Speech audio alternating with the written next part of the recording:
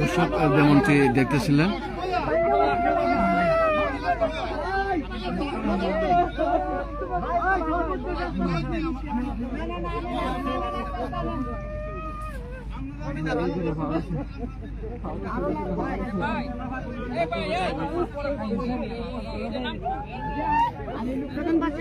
নাওটা এই যে এই লাশটার নাম কি? লাশটার নাম কি? এই লাশটার নাম হৃদয়।